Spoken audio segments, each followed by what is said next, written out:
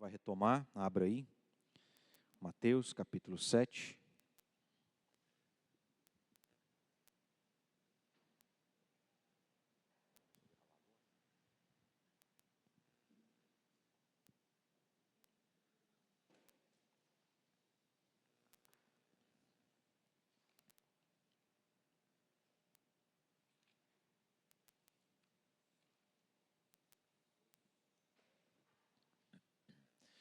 Mateus 7, nós vamos começar no versículo 1, ler até o versículo 6. E aí, para até participação dos irmãos, vou pedir que cada um faça a leitura de um versículo. Então, eu preciso de 6 irmãos para lerem cada um versículo, começando no versículo 1.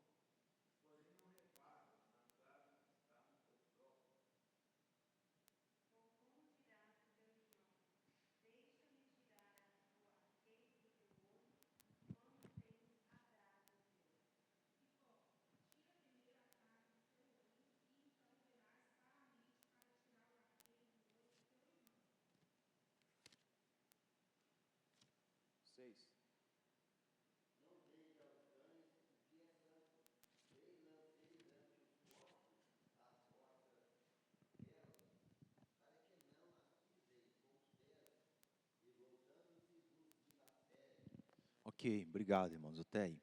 É só para a gente relembrar a nossa passagem. E nós tratamos, até a última oportunidade, até o versículo de número 5, que é um bloco daquilo que tem uma ideia bem definida nessa parte. O versículo 6 seria uma outra parte, ainda que sendo só um versículo. E que também está dentro do mesmo assunto.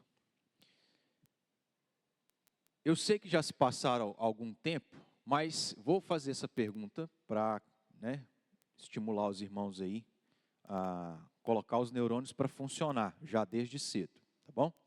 E aí é bom que amanhã, segunda-feira, a gente já começa a nossa vida de trabalho, né?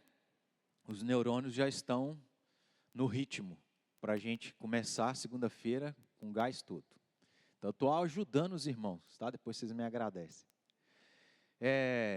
A gente tem uma estrutura aqui, bem simples.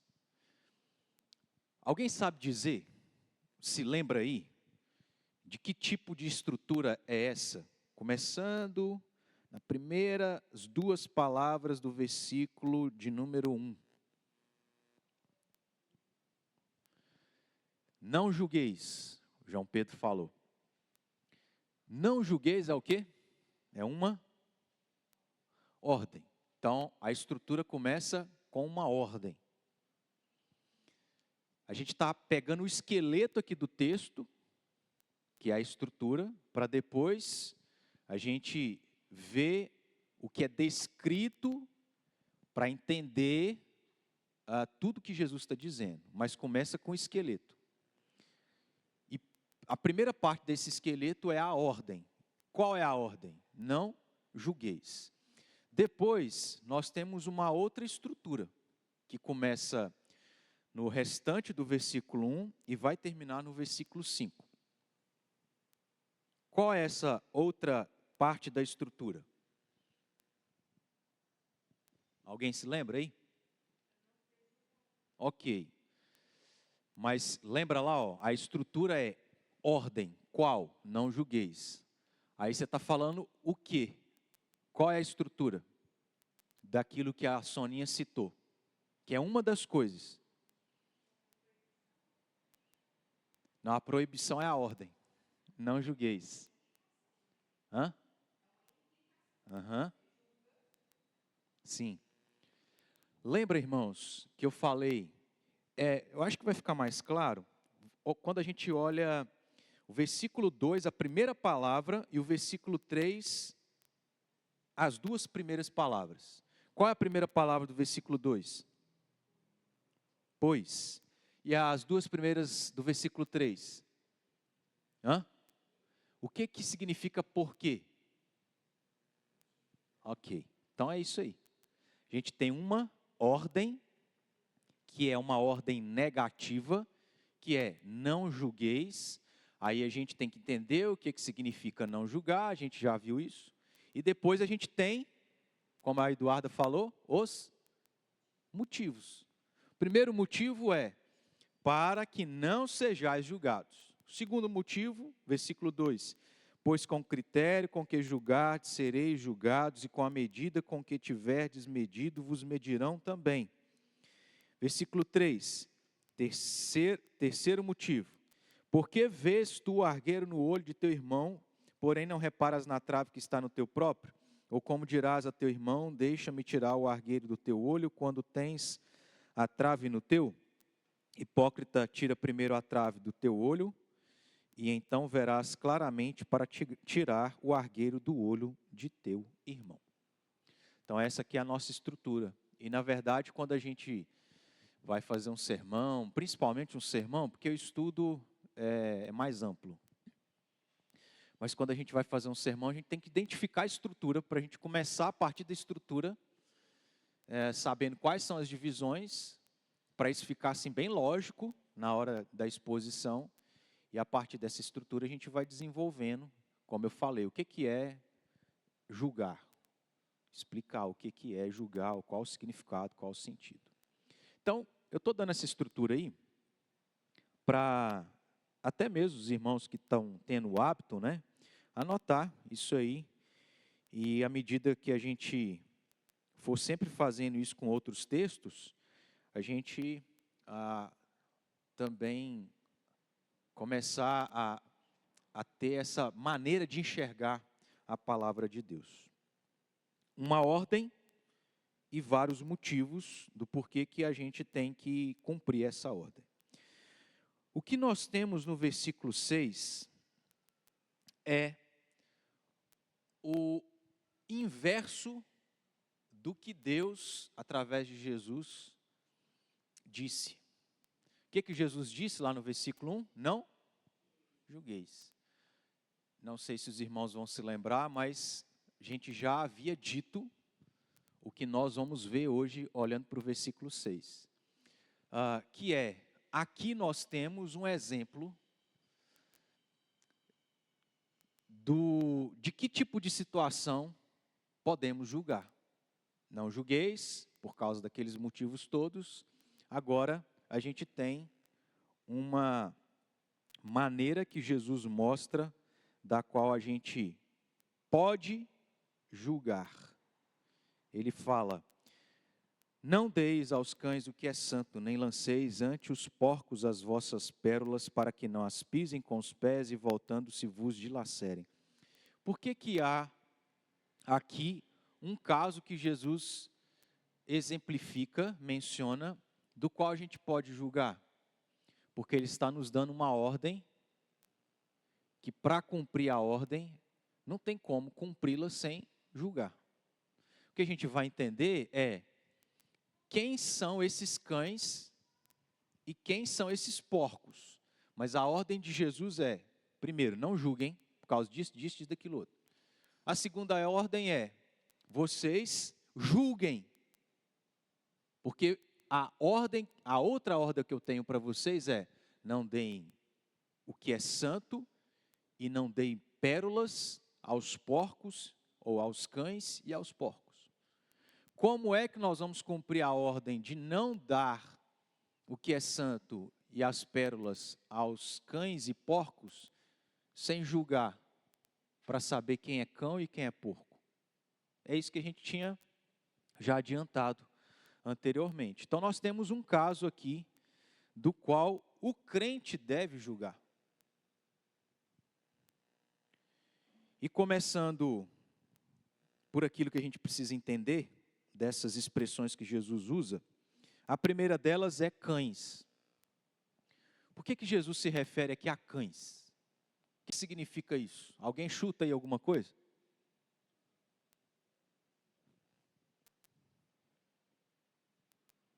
Nada?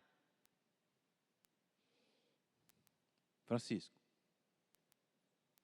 você é o estudioso entre nós.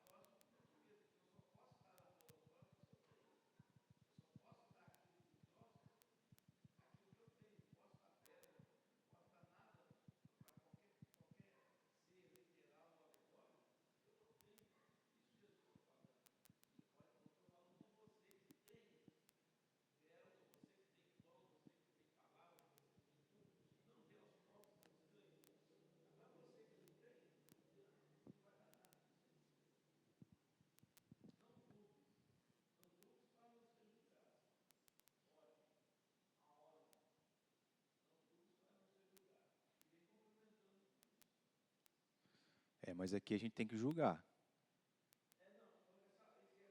Ah, sim, tá. E aí?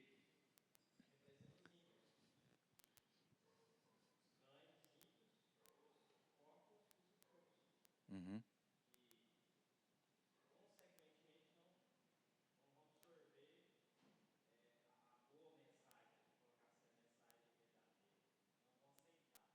Uhum.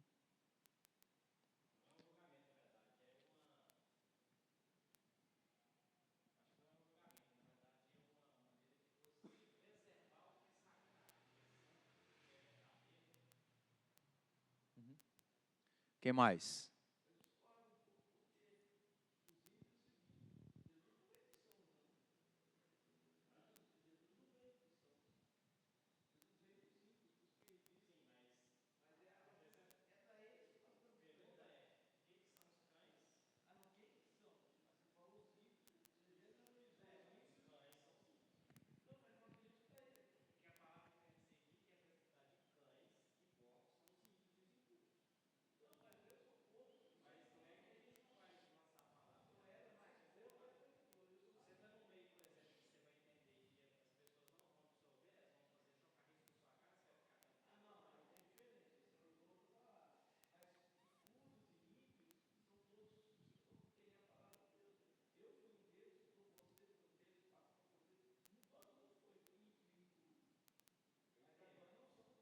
Ok, vamos parar por aí, senão a gente não segue. Mas o que isso mostra para a gente? Que assim, o conteúdo da palavra de Deus, no geral, é simples. Porque é Cristo, salvação. Criação, queda, redenção, consumação. Deus criou tudo perfeito, o homem caiu, somos todos pecadores, condenados ao castigo eterno, não havia o que poderíamos fazer. Jesus então veio para nos salvar e um dia nós nos encontraremos com Ele na eternidade. Isso é a mensagem do Evangelho, puro e simples. É o que fala de Gênesis e Apocalipse, pronto. Agora, é lógico, meus irmãos, que há coisas muito profundas na palavra de Deus. E a gente tem tido esse exercício aqui. Eu tive a oportunidade de dar um estudo que eu não consegui terminar ele numa igreja anteriormente, né? Sobre os 10 mandamentos. E assim como temos aqui uma ordem que é mais descritiva, que começa em não julgar, assim acontece no Decálogo. Não tomarás o nome do Senhor, teu Deus, em vão. Aí depois vem aquelas mais curtas, né? Não matarás, não adulterarás. Lembra? Tudo isso. A gente pega duas palavras do 6º mandamento, que é qual? Não adulterarás. E porque qual é o 5º mandamento? Que é o com promessa. Dona Maria sabe. Qual é o único mandamento com promessa? Isso, esse é o 5º. Aí preste atenção, se a gente grava só isso, aí dá para você saber que vem 4 mandamentos antes, que se referem a Deus, e depois tem outros que se referem ao próximo. É por isso que Jesus diz, toda a palavra de Deus se resume em amar a Deus, porque os 4 primeiros se referem a Deus, e os 6 ao próximo. E aí em uma palavra se resume a Escritura, amor. Amor, amar a Deus acima de tudo, amar o seu próximo como a ti mesmo. Aí tem amar a Deus acima de todas as coisas, não tomarás o nome do Senhor teu Deus em vão, não terás outros deuses diante de mim, não farás para ti mais de escultura, lembra-te do dia de sábado para o santificar. Aí começa no 5º, que é o primeiro com promessa, que tem relação com o próximo.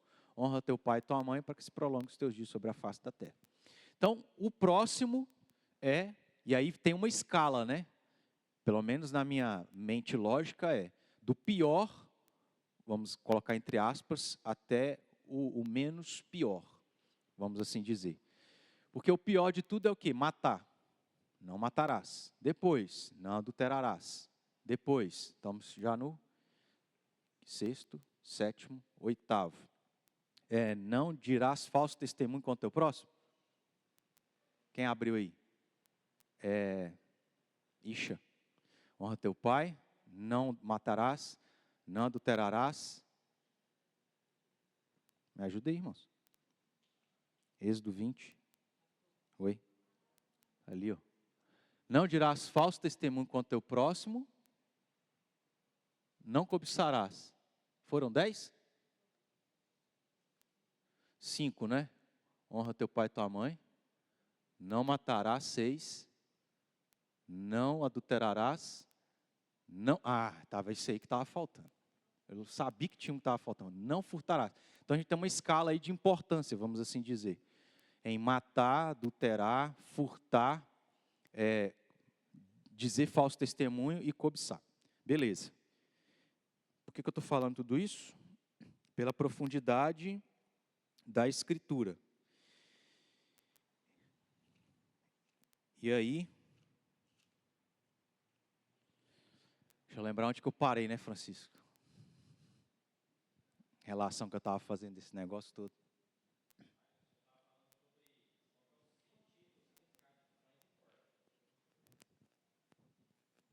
Cães e porcos. Me perdi, tá vendo? A gente vai abrindo um monte de parênteses, aí a gente esquece onde parou. Mas nós estamos aqui, lembrei, né, na profundidade da Escritura, porque a gente pega os mandamentos tão curtos, como os 10 mandamentos, e você fica ali, meses, entendendo as implicações de uma ordem tão pequena, não matarás. Se desdobra em várias coisas, não é literalmente assassinar só alguém, tem vários desdobramentos e implicações. Aí, consegui linkar. A gente estava aqui numa discussão, né? Boa. Porque isso mostra o como que, no geral, a palavra de Deus é clara, objetiva, mas é extremamente profunda. E naquilo que é profundo e a gente tem que se aprofundar, é o que acontece comigo, sozinho. Quando a gente vai estudar um texto. O que a princípio eu entendo sobre isso aqui, sobre cão? Aí o Francisco pensa de uma forma. É a primeira maneira de eu pensar. Aí o Fernando pensa de outra forma. Eu já penso numa segunda maneira. Até a gente encaixar e ver o que é coerente, faz sentido aqui. Até a gente analisar pessoas que já estudaram a passagem, comentaram sobre ela, para a gente tentar achar o que verdadeiramente é o ensino aqui. Então isso que a gente está fazendo é o início daquilo que a gente tem que fazer. Eu pego um texto, eu vou interpretar esse texto. O que significa cão? Por que Jesus está se referindo a isso? Bom, depois dos irmãos aí terem contribuído com aquilo que eles pensam, nós vamos analisar aqui, começando nos cães. Quando Jesus se refere a cães, ele não está se referindo a... Esqueci o nome lá dos seus cachorrinhos, Soninha.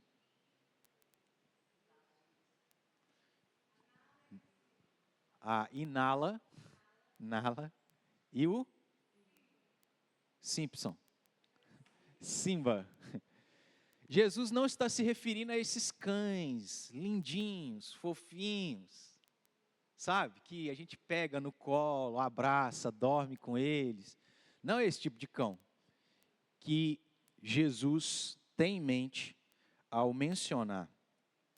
Mas são aos cães vagabundos, grandes, selvagens, feios e vira-latas, vamos assim dizer. Sabe aqueles que a gente encontra na rua, todo desleixado, que não tem ninguém que cuida deles, que se você aproximar ele já começa a rosnar, que se você for tentar passar a mão nele, ele vai te morder. É esse tipo aí de cão. São os cães de rua que perambulam pelos lixos à procura de comida. E é interessante, meus irmãos, porque para os judeus, os cães eram animais que, em primeiro lugar, ameaçavam. Abra aí no Salmo de número 22, nós vamos ler 2 versículos do Salmo 22.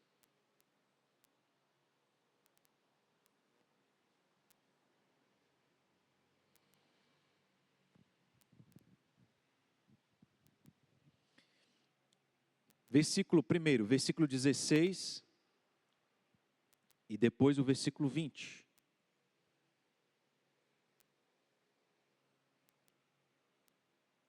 O salmista diz: cães me cercam, uma súcia de malfeitores me rodeia.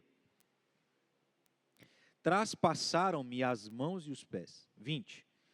Livra a minha alma da espada e das presas do cão, a minha vida. Como que a gente interpreta isso aqui? O salmista está usando uma figura de linguagem que é qual? Cães ou cão. E ele mesmo está explicando a quem ele se refere em relação a cão. Quem é ou quem são os cães aqui no Salmo? Olha aí para o versículo 16 e 20. Como? Por texto. As palavras do texto. Vamos começar pelo simples.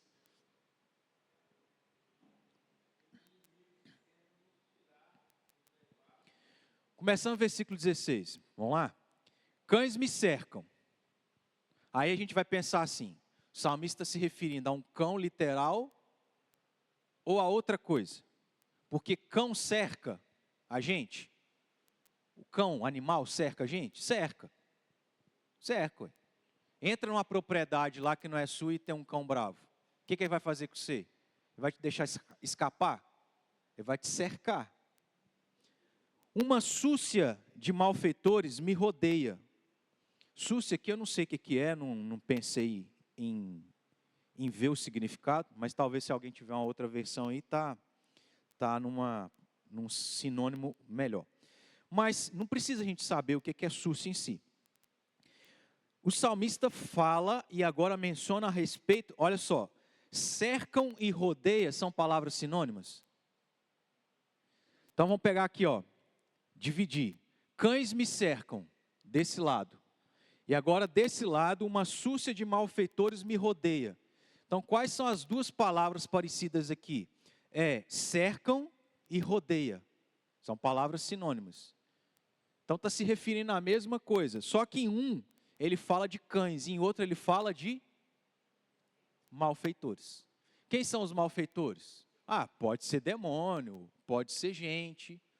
Aí, não sei se o salmista tinha em mente se referir a demônios. Mas, de maneira assim, direta, quem faz mal para nós, dentro dessa realidade, é o humano, o ser humano. É lógico que num contexto espiritual também, os demônios, né? Então pode se referir também. E a gente pode abrir esse parênteses, né?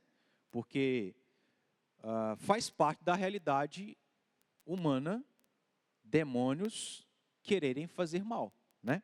Então, pertinente aí o que a Eduarda extraiu, nesse aspecto. Mas está vendo como que a gente interpreta a Bíblia? Ele tem que olhar o texto. E aí, o versículo 16, as duas primeiras partes se referem a mesma coisa, só que a primeira parte se refere a algo ilustrativo, figurado, e a segunda parte a compreensão do que é cão. São malfeitores, pessoas que fazem o mal. E aí ele vai explicar aqui que tipo de mal foi um desses. Traspassaram-me as mãos e os pés. E a maneira como ele descreve isso aqui também não é muito explicativa. Mas está dando para entender o que a gente está fazendo aqui no versículo 16? Interpretando, porque ele fala de maneira figurada, mas ele mesmo vai explicar o sentido que ele tinha em se referir a cães de maneira figurada. Versículo 20. Livra a minha alma da espada. Então está vendo aqui que cão não usa espada. São homens malfeitores que usam espadas.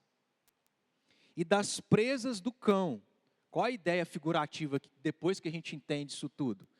A presa do cão é a presa, entre aspas, daqueles que fazem mal. Então, são coisas, quando um cão que tem presa aplica essa presa a nós, nos fere, nos faz mal, nos causa dor.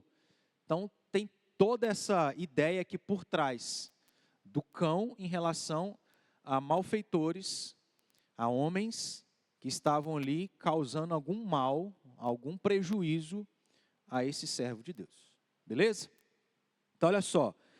Para o judeu, o que eles tinham em mente em relação a esses tipos de cães?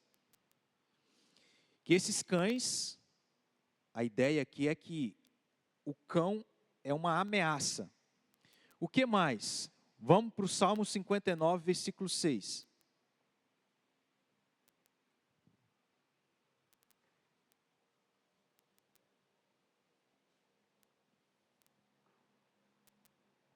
Ao anoitecer, uivam como cães. Deixa eu abrir aqui.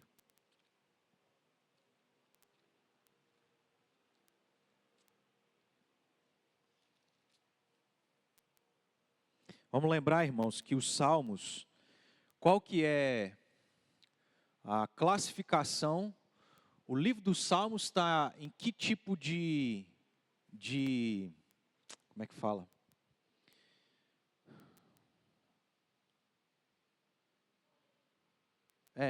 Só que eu estou querendo de grupo de livros da Bíblia, não é isso que eu queria falar. Mas faz parte dos livros poéticos. Poesia a gente escreve de que maneira? Figurada. Você é bela como uma flor. Não tem esse negócio? cheirosa como uma rosa, né? Você pega uma coisa figurada, que tem uma verdade ali, e aplica a uma outra pessoa. E aí, versículo 6. Ao anoitecer, uivam como cães à volta da cidade. A quem aqui o salmista está se referindo? Aí a gente vai ter que ler o resto do texto. Provavelmente, aí ó, já achei, versículo 10. Meu Deus virá ao meu encontro com a sua benignidade. Deus me fará ver o meu desejo sobre os meus inimigos. Então, pelo contexto, provavelmente aqui, esses cães que uivavam ao anoitecer à volta da cidade eram os inimigos. É assim que a gente vai interpretando. E o que a gente está fazendo aqui? Interpretando de maneira básica, irmãos. Só olhando para o texto. A gente vai se aprofundar, consultando outros materiais, outros textos, etc. Para o judeu, os cães eram animais que ameaçavam, uivavam e rosnavam. Eram também considerados, olha só, imundos e nojentos. Provérbios, capítulo 26, versículo 11.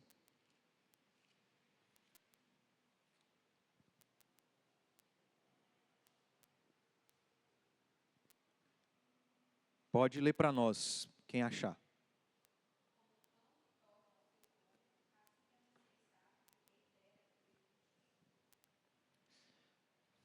Quando a gente vê um cachorro que vomita e ele come o vômito, a gente não gosta nem de falar, né? O que isso causa? Nojo. Porque é o que acaba fazendo. Isso, por ser uma coisa nojenta, também é uma coisa imunda, não é? O vômito, seja de quem for, é um negócio imundo. Você não quer ficar ali, né? Perto. Não quer nem limpar. Se pudesse nem limpar, a gente não limpava. Só que para o judeu, essa questão de imundícia é algo ainda que tem um peso maior. E nesse sentido, uma outra passagem, que está em 2 Pedro 2:22, fala praticamente a mesma coisa que a gente leu em Provérbios. Com eles aconteceu o que diz certo adágio verdadeiro, certo provérbio. O cão voltou ao seu próprio vômito. Para o judeu, os cães eram imundos e nojentos. Uma outra coisa é que os cães também eram desprezados. Vamos lá para 1 Samuel 17, 43.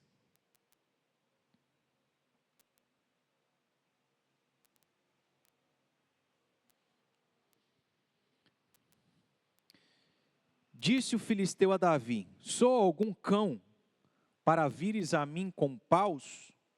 E pelos seus deuses amaldiçoou o filisteu a Davi. O que isso aqui nos ajuda? É que nas entrelinhas mostram que esse tipo de cão, literal, que o texto aqui está se referindo, era o tipo de cão que as pessoas desprezavam ao ponto de ter que pegar um pedaço de madeira para fazer com que aquele cão saísse de perto. Então, sendo essa uma realidade ali do contexto judeu, esse indivíduo filisteu vai usar dessa realidade que acontecia para aplicar a ele. E aqui para nós, o que é importante é a gente entender que para o judeu, os cães, esse tipo de cão era desprezado por conta deles terem essa prática de pegar um pedaço de madeira para que o cão ficasse longe ali deles. Capítulo 24, do mesmo livro, versículo 14.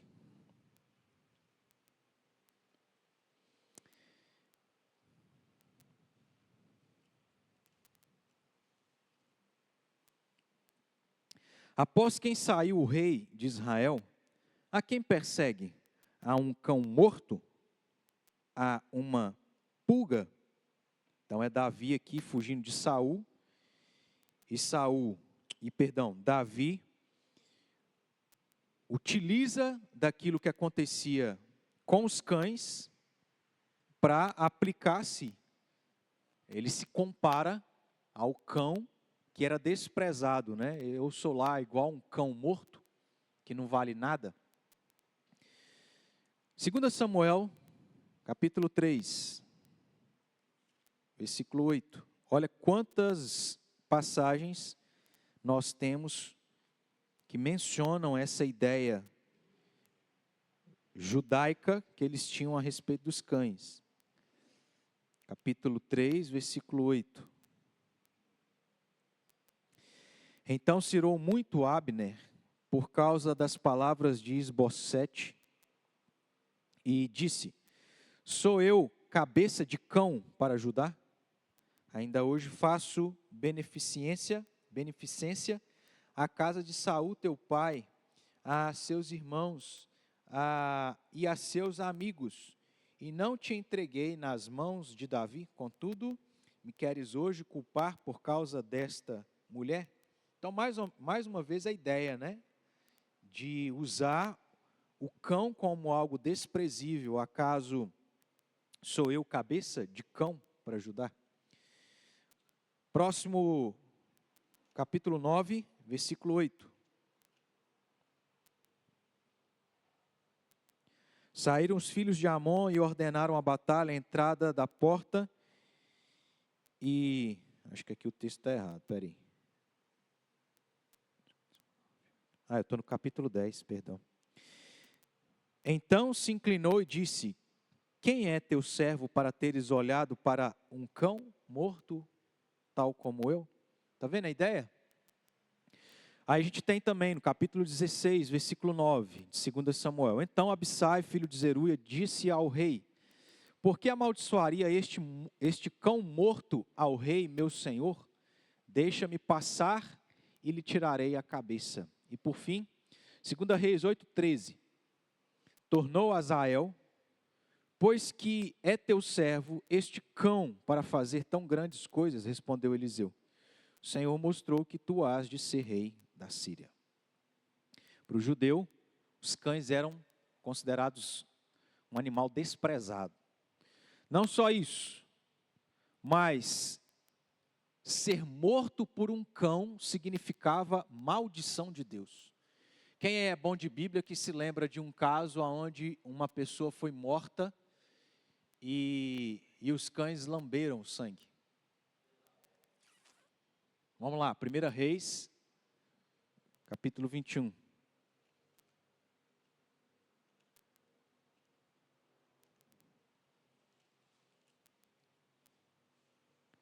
Versículo 19.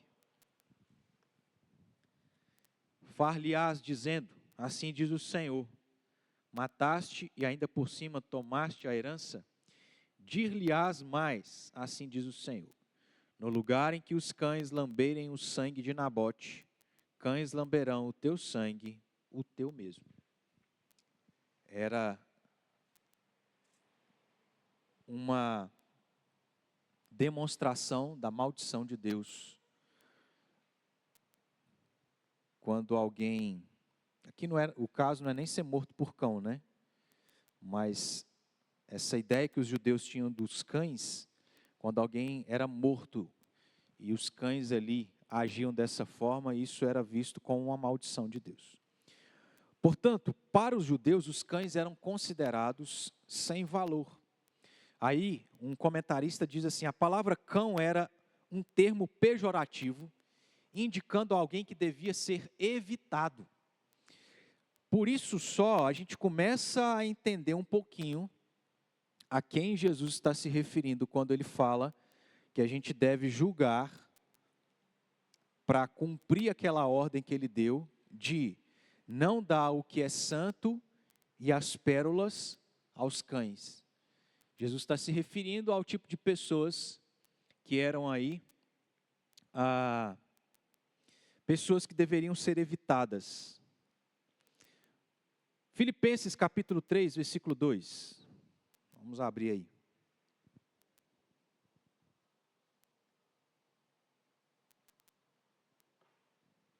Filipenses 3, 2. Alguém lê para a gente, por favor?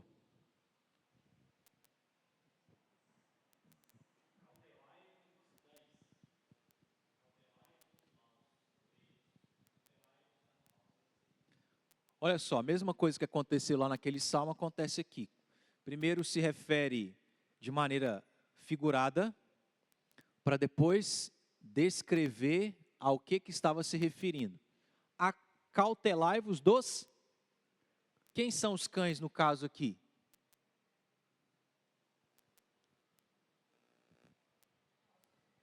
E o que mais?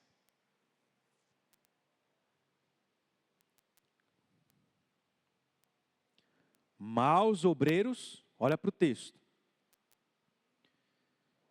Ele usa a mesma palavra 3 vezes. E ele, primeiro, então, menciona cão, depois ele vai explicar o que ele estava se referindo. Maus obreiros e os da falsa circuncisão. Aí, se a gente for estudar aqui o texto de Filipenses, o contexto, você vai entender que esses da falsa circuncisão, que são maus obreiros, eram a liderança, os que estavam à frente, que estavam fazendo e desempenhando a sua função de maneira má, ruim, errada, maus obreiros. Em que situação específica? A questão da circuncisão. Então, para quem conhece aqui um pouco do contexto, de um dos problemas que acontecia na igreja primitiva, era o problema dos judaizantes. Quem eram os judaizantes? Eram judeus que continuavam crendo e observando a lei, da qual a lei judaica dizia: todo judeu tem que se circuncidar. Para esses judaizantes, se alguém não fosse circuncidado, essa pessoa não era digna de nada. Ela não estava salva. E aí vai haver inclusive uma reunião de presbitério em Jerusalém para os apóstolos resolverem essa questão dos judaizantes, de crerem que era necessário ser circuncidado para ser salvo, cumprir a lei, e forçar, no caso aqui, os gentios a se circuncidarem. Então, é esses aqui que Paulo se refere a cães, aos maus obreiros, aos da falsa circuncisão, porque era uma circuncisão carne, física, e não uma circuncisão espiritual no coração. O que importa? A gente fazer um monte de coisa religiosa, sendo que no coração não se crê verdadeiramente em Cristo como Senhor e Salvador. É obras que vai salvar ou é no coração se crer verdadeiramente em Cristo? Não é obra. É o coração. Por isso que é falsa circuncisão. Aí um outro comentarista diz: o cão era o carniceiro das ruas, e o seu próprio nome representava opróbrio, não fazendo relembrar o animal de estimação doméstico, como a nala, e sim um animal meio selvagem, feroz e perigoso. Tudo isso aqui está por trás do que Jesus tinha em mente quando ele diz: acautelai-vos, ou no caso aqui, não deem o que é santo e as vossas pérolas aos cães. Ele está dizendo: não deem o que é santo e as vossas pérolas ao tipo de pessoa que é desprezível, ao tipo de pessoa que se comporta, de certo modo, como um cão selvagem. Aí a gente vai entender isso um pouquinho melhor para frente, tá bom? A gente só está vendo aqui a primeira parte, que é entender o que esses cães se referem, tá joia? E aí eu vou parar por aqui, irmãos, que já são 10h17, quase 10h20, para a gente não ter que parar no meio de uma outra ideia aqui, que é entender ao que porcos se refere. Então a gente entendeu ao que os cães se referem, para depois entender o que são os porcos, para depois entender o que são as pérolas, o que são as coisas santas e o que Jesus está dizendo com isso. Em outras palavras, qual é a ordem de Jesus em relação a isso para nós nos dias de hoje? Tá bom? Isso para mim, a gente entender, e a gente vai chegar lá, é um negócio assim, extremamente importante e que nos ajuda a ter um foco melhor naquilo que a gente precisa ter na nossa vida cristã. Tá? Um pouco do que o Francisco falou, e o Fernando também falou. E aí, a gente deixa isso para os nossos próximos estudos. Tá bom, irmãos? Então, anota aí o que a gente aprendeu sobre o que é cão, para quando a gente retomar, isso continuar claro na nossa mente. Vamos orar? Vamos colocar de pé?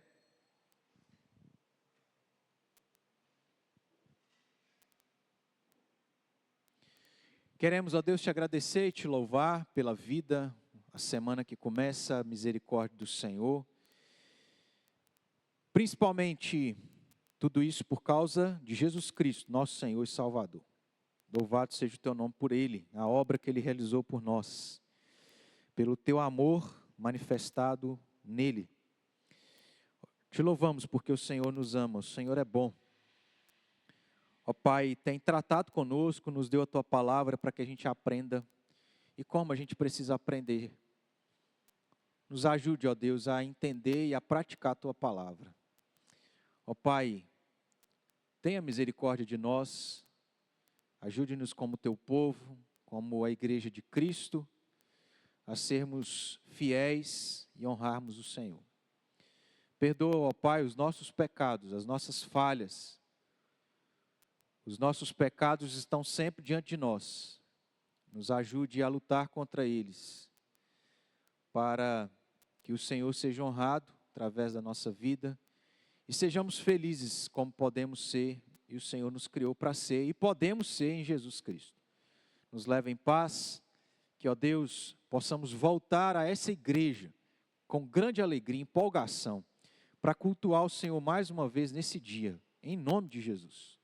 É que nós assim oramos. Amém.